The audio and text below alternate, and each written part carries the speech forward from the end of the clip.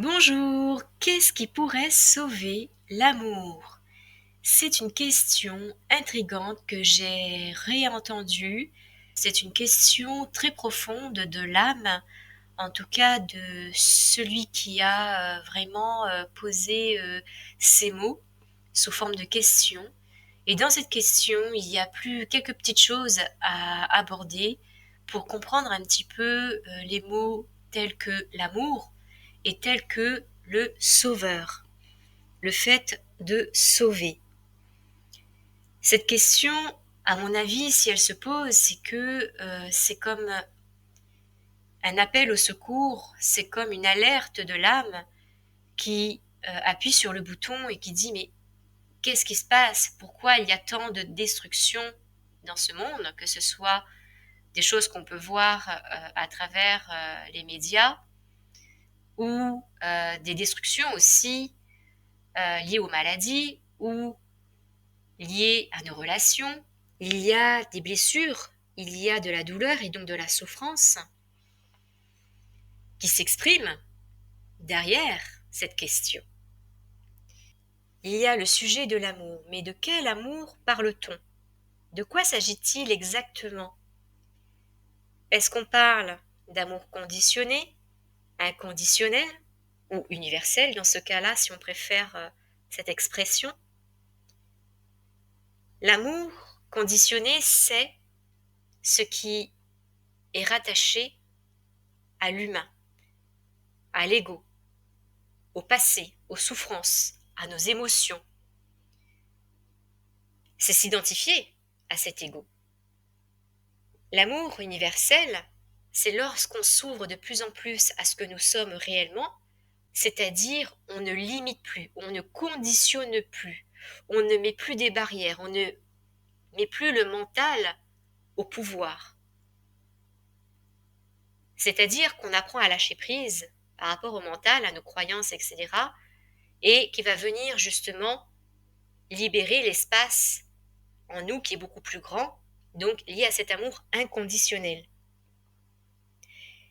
Est-ce que le non-amour existe? C'est ce qu'on pourrait entendre derrière aussi cette question. Il y a l'idée que si on a de la haine, si on a de la colère, ou ce genre d'expression en tout cas, on va dire assez dure, assez difficile, assez virulente, on va dire, il y a derrière une souffrance ou une contrariété. Mais encore derrière cette souffrance et derrière cette contrariété, qu'est-ce qu'il y a? Quand quelqu'un exprime sa colère, sa haine, si on cherche, si vous cherchez au plus profond de vous, au lieu de voir que la surface, au lieu de voir la surface de la colère de l'autre, c'est comprendre ce qu'il y a derrière cet autre. Qu'est-ce qu'il y a derrière? Ou quand même nous, on est en colère, qu'est-ce qu'il y a derrière? C'est d'aller approfondir. C'est parce que on est en manque d'amour. Il y a un manque d'amour, il y a un jugement de soi, il y a un jugement par rapport à ce manque d'amour. Parce qu'on est dans l'attente de l'autre, on est dans l'attente de l'amour de l'autre, alors qu'on a tout en soi. Quand on se relie de plus en plus à ce que nous sommes, ce je suis, cet être, ce centre, s'il y a ce manque d'amour, c'est que la personne ne sait pas qui elle est, qu'il y a une tension entre ce qu'elle croit être, c'est-à-dire cet ego, et ce qu'elle est vraiment et qu'elle ne sait pas encore. Cette émotion, ou l'émotion qui est à ce moment-là exprimée, et cette tension entre ces deux, entre l'ego et entre l'esprit. Est-ce qu'on peut dire que lorsqu'une personne est en colère, est-ce qu'on peut dire qu'elle sait aimer? Peut-être pas, mais en tout cas c'est sa seule façon de pouvoir éjecter ce qu'elle a au fond d'elle. Le but c'est de réapprendre à s'aimer, à arrêter de se juger, arrêter de se mettre des barrières à l'intérieur de soi. C'est aussi rejoindre son enfant intérieur.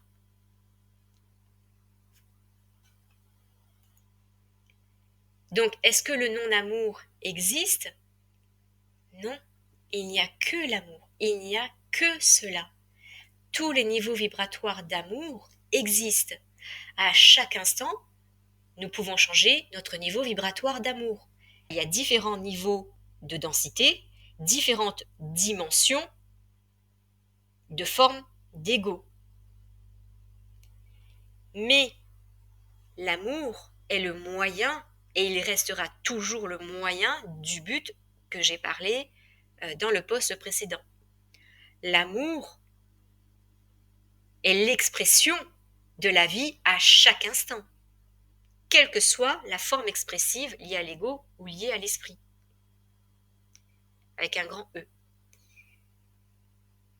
L'amour existe et existera toujours. On aura beau mettre du bitume, on aura beau mettre du mental, tôt ou tard, l'amour s'exprime. La nature reprend ses droits. Et on aura beau mettre des couches de mental, des croyances, etc., tôt ou tard, ça explosera. Ça explosera d'une manière ou d'une autre, sous forme de maladie, sous forme de burn-out, peut-être aussi. D'ailleurs, le burn-out, quand on cherche profondément ce que c'est, cette ultime étape qui est l'explosion entre l'âme et l'ego, c'est l'âme qui est en alerte et qui vient s'exprimer jusqu'au bout pour montrer qu'elle est en amour avec elle et qu'elle dit stop au bitume et à l'ego, arrêtez d'être trop limité, vous êtes en train de m'empoisonner, vous êtes en train de me faire mourir. Et donc, elle vient s'exprimer à ce moment-là par acte d'amour pour elle-même et pour son ego. Nous ne sommes pas cet ego. L'âme met en alerte son expression d'amour qui ne va pas être évident pour la personne par la suite puisqu'elle n'a plus de repères, puisque jusqu'à présent, ses repères étaient liés à son mental, à ses croyances, et elle est perdue. Et elle se croit perdue, alors que l'âme ne lui fait que montrer que son seul repère est à l'intérieur. À l'intérieur de quoi? À l'intérieur de la personne. Il y a toujours cet amour qui nous poussera à aller de l'avant, quelle que soit notre résistance. Et d'ailleurs, plus on sera dans la résistance, plus ça va exploser, comme un burn-out.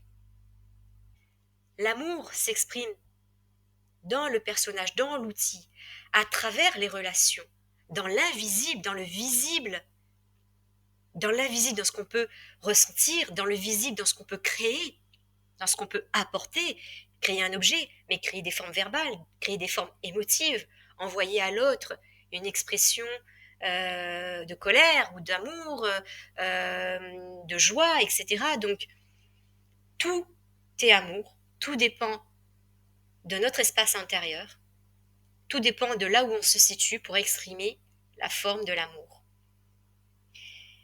C'est certain qu'on n'a pas toutes les clés en nous pour aimer mieux, pour aimer plus, pour aimer davantage, parce que on est toujours dans cette attente. Mais certains me diraient, est-ce qu'il peut y avoir de l'amour avec de la colère? C'est de l'amour humain, c'est pas grave, c'est toujours un niveau vibratoire d'amour. Et on fait du mieux qu'on peut pour alléger ces colères, pour alléger aussi les attaques qu'on peut avoir autour de nous, parce que ce soit la personne qui est en colère ou la personne qui reçoit de la colère et qui est frustrée, dans les deux cas, il y a une frustration, il y a une souffrance, il y a un manque d'amour pour soi-même. Et c'est le mental qui limite en effet l'amour. Oui, en effet, parce qu'il est comme un parent qui a peur pour son enfant. Il a peur pour son ego, comme un parent. L'amour est peut-être caché par l'ego, mais en même temps, comment pourrait-on vivre sans amour? Comment pourrait-on respirer sans amour? Il y a une volonté d'avancer qui est très forte, même si c'est un tout petit pas, puisque l'amour anime nos cellules. Parce qu'on a beau être dans la résistance, nos cellules sont toujours là, et elles viennent nous montrer, à travers les maladies, stop, j'en ai assez, nous en avons assez. En tout cas, l'amour ne peut pas ne pas exister. Il est toujours là. À nous de trouver le moyen de dégager l'espace, on va dire, de l'ego pour mettre en mouvement de plus en plus l'espace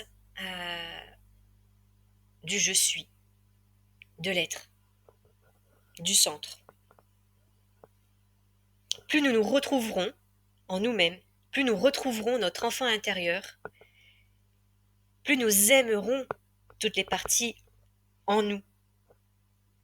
Et à partir du moment où nous nous aimons nous-mêmes, sans attendre l'amour de l'autre, nous pourrons être dans le don de soi, donner à soi-même pour que l'énergie circule en nous, dans nos cellules, pour ne plus être dans le faire ou le donner pour faire avec le mental.